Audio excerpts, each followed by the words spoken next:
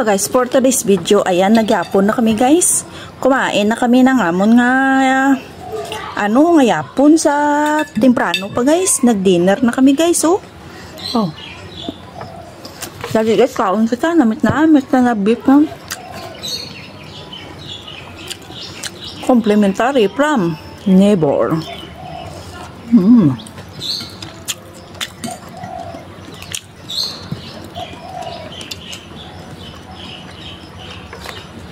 Sangod to amo dyan mo ng sudan.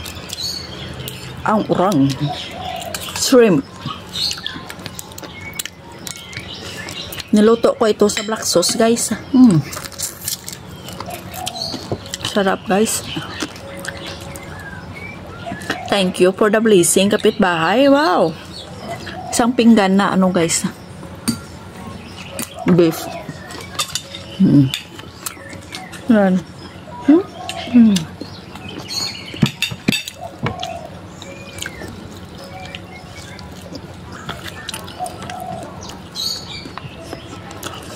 Kain tayo guys.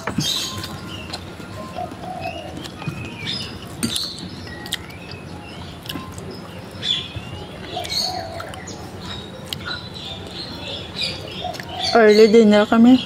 6 o'clock. Dinner na kami.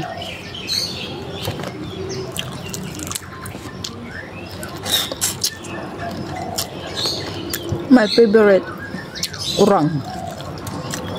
Urang guys, tawag sa amon sa probinsya.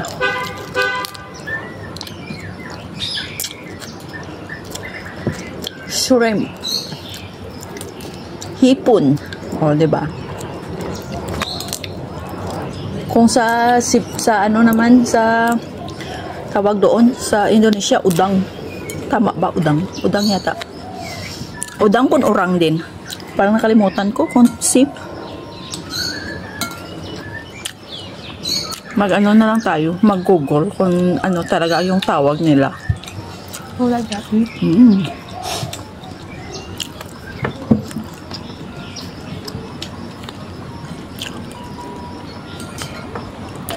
Maganda sana western food. May beef kami, tapos may french fries, tapos may sweet corn or mashed potato, tapos may lettuce, cucumber. Oh, wala eh. Kain lang ng kain.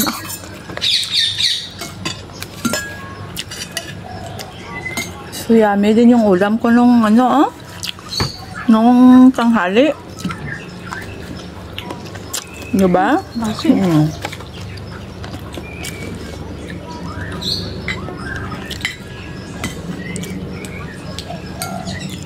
Kaya shout out dyan sa mga mga OFW. Kamusta sa balay ka mga amo nyo?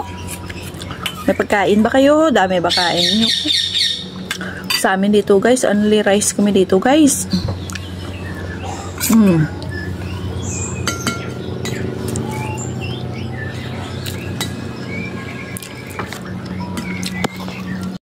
Shout out dyan sa mga kabayan natin dito sa bahay ng amo ko. Unlike rice kami dito, damihan mo ng saing, damihan mo rin ng kain.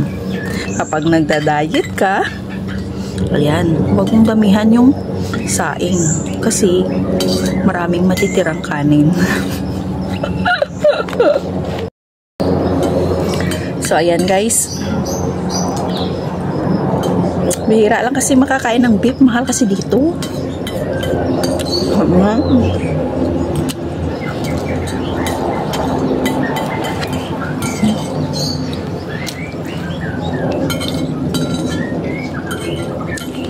Kaya salamat sa kapitbahay namin.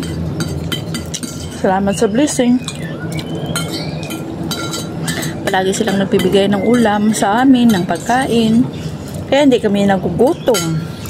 Dami namin pagkain.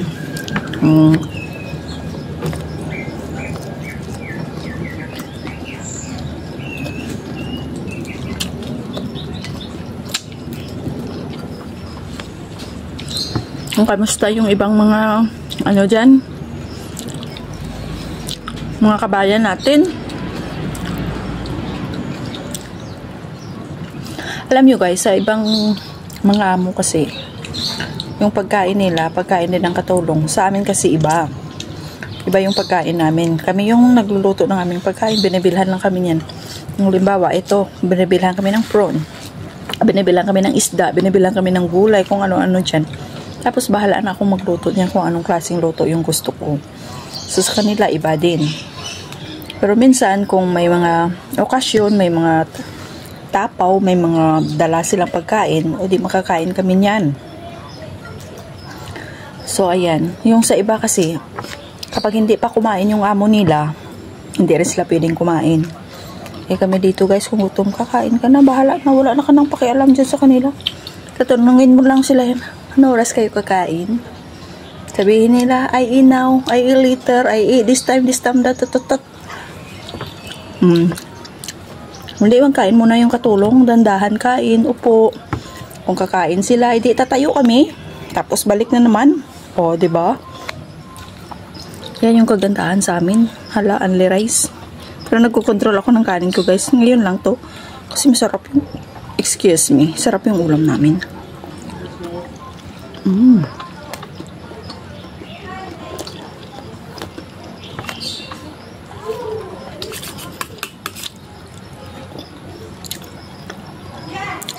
Masarap yung sauce ng prawn.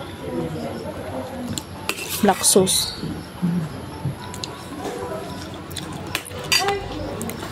So, yan lang guys ang masishare ko. Maulan-ulan kasi dito. Mabuti na hinto na yung ulan. Tapos, yan yung kagandahan pa sa akin dito guys kasi hindi ako namamalengke. Hindi ako nagluluto ng pagkain nila. Kaya dami lang hugasan guys at saka plantsahin. Yan lang yung ko dito. Yung iba, ang aga-aga nagigising, namamalengke. Pag uwi, liligpitin pa nila yung pinamalengke nila. Sa akin, sila pag uwi ni Lola, siya din magligpit. O, diba? Sa akin, ang hugas lang siya, linis. O, saya yung buhay.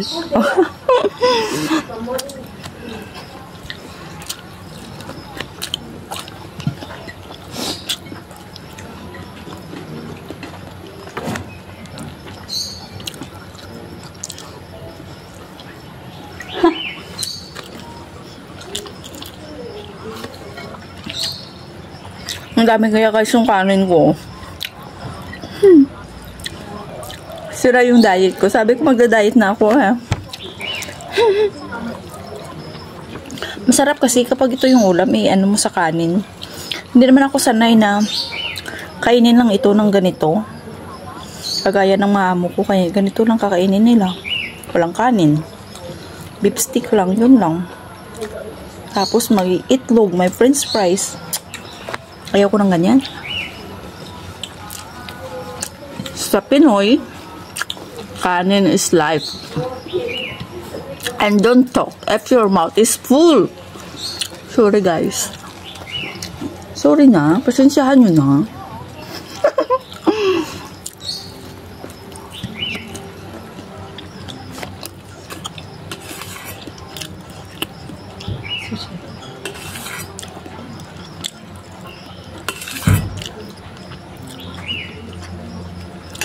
So, ayan lang guys for today's video yung aking maisishare. Thank you so much sa inyong lahat sa walang sawang panonood ng aking videos. And sa mga bago pa lang dyan, please don't forget to like, subscribe, and click the notification bell. Click the notification bell para updated kayo sa mga bagong upload ko na videos. Bye guys! Kain tayo. God bless us all. More blessing to come. Thank you. Kapitbahay, sana marami pang blessing na darating sa inyo at mabigyan kayo ni Lord ng mahabang buhay. Kasi, dalawang matanda dyan, matanda na sila, mga 80 plus na. So, ayan, thank you so much sa inyo sa palaging pagbibigay ng blessing sa amin. Thank you, thank you! Bye guys! See you again next time. Bye!